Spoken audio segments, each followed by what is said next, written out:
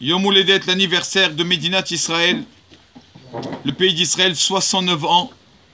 D'accord? Ça a été repoussé normalement, la date c'est le 5 Iyar. Mais là, voilà, comme on l'a dit, comme c'est pour pas, Chazé Shalom, profaner le Shabbat, alors ils ont tout repoussé cette année. Donc, Yom Ha'atzmaut a été le Vav Iyar, donc aujourd'hui le 6 Iyar. Comme on voit, deux petites choses, je vais pas être long, deux petites choses comme dans la Torah, bien sûr, on sait qu'il y a tout qui est marqué dans la Torah.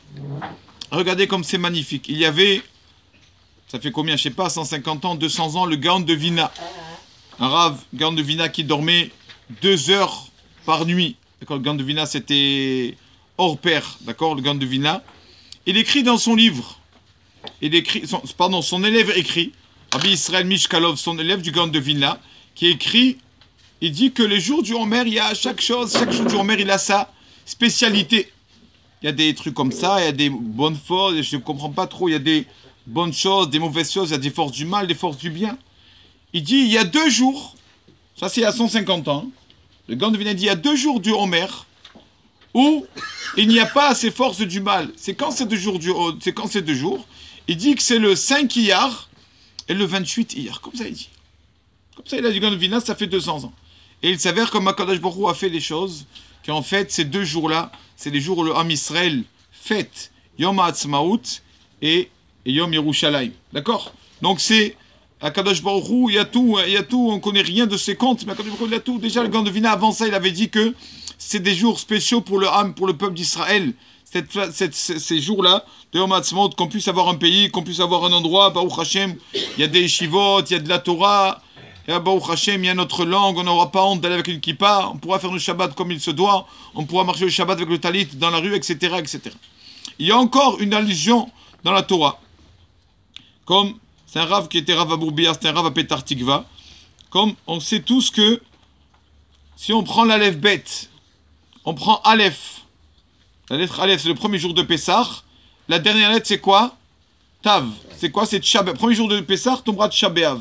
Bet, deuxième jour de Pessah, c'est quoi la lettre avant Tav? Shin, Shavuot, deuxième jour de Pessah, tu tomberas toujours la fête de Shavuot, le même jour de la semaine. Gimel, troisième jour de Pessah, Resh, qu'est-ce qui va tomber? Toujours Rosh Hashanah. Dalet, quatrième jour de Pessah, Kouf, Kirat Torah, c'est-à-dire Simchat Torah, toujours quatrième jour de Pessah, quel jour il va tomber dans la semaine? Tombera le jour de Simchat Torah. Et le cinquième jour de Pessah tombera toujours le même jour dans la semaine que la lettre. Non, avant le Kouf, il y a Sadi. Le Sadi, c'est Tzom, le Kippour. Le jour de Kippour, toujours pareil, le cinquième jour de Pessah. Waouh! Le sixième jour de Pessah, qu'est-ce qu'il y a à l'être avant Sadi? Pei. Pei. Toujours Purim. Sixième jour de Pessah tombera dans la semaine comme le jour de Purim. Voilà, ça s'est arrêté là. Et si vous regardez la suite, c'est magnifique. Le septième jour de Pessah, Zayin. Qu'est-ce qu'il y a avant la lettre P? Qu'est-ce qu'il y a? Aïn, Atzmaut. Le septième jour de Pessah tombe toujours le même jour dans la semaine que Yom Ha'atzmaut. Là, ça a été repoussé, d'accord? Mais c'est tombé cette année, le septième jour de Pessah, c'était un lundi, ou pas? Et Yom Ha'atzmaut, ça devait être un lundi, ça a été repoussé. Mais normalement, le 5 Iyar, c'est un lundi. Donc, il y a plein d'allusions dans la Torah, cette fête qu'on doit être reconnaissant envers Akadosh Baruch Hu, qui nous a donné, Baruch Hashem, ce pays. Le remercier tous les jours. Il y a un monsieur dans la ville de Arad, un rabbin, dans la ville de Arad, là-bas, Arad, c'est où Arad, non? Arad, c'est à côté de Kiryat Gat, je crois, non? Ouais, à côté de, un peu après Kiryat Gat, je crois. Il y a là-bas un rabbin qui a mis un panneau, qui a mis un drapeau de Médinat Israël, et il a mis, on remercie pas qu'aujourd'hui à Kadosh Baruch Hu pour le pays d'Israël, on le remercie tous les jours pour la Médinat qui nous a donné la Médinat Israël. Il a dit comme ça, il a marqué comme ça un gros drapeau. Donc tous les jours, il faut remercier Hachem, être reconnaissant envers lui.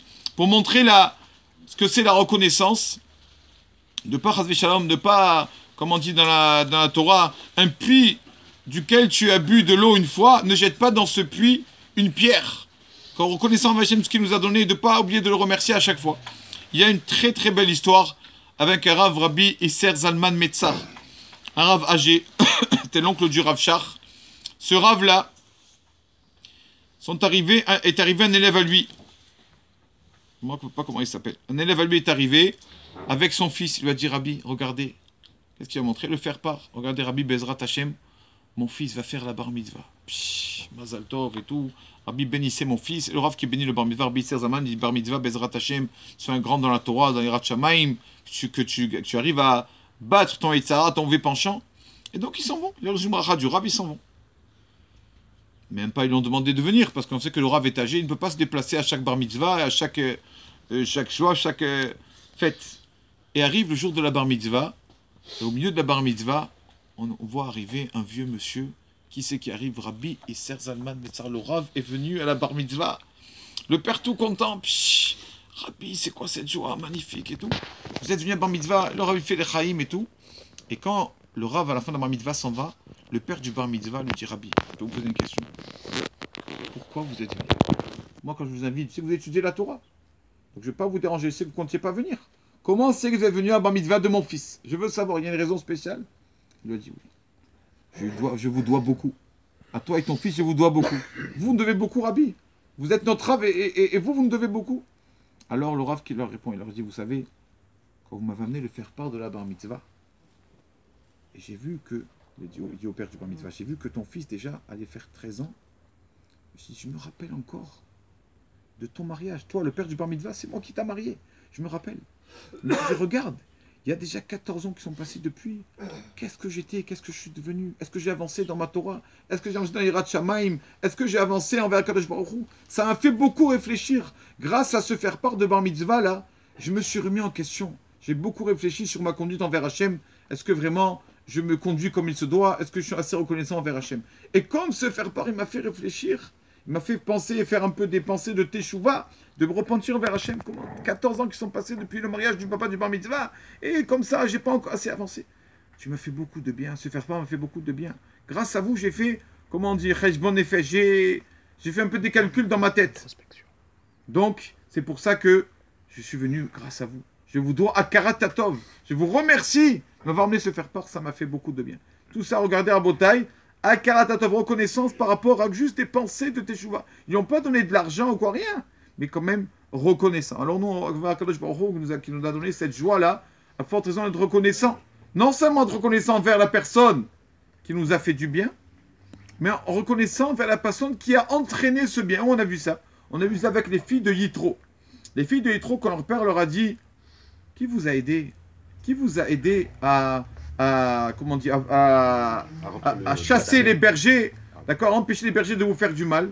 Elles lui ont dit, papa, c'est un homme égyptien. C'est qui l'homme égyptien? Deux explications. Première explication, elles ont appelé Moshe, qui était égyptien, qui les a aidés. C'est Moshe qui les a aidés.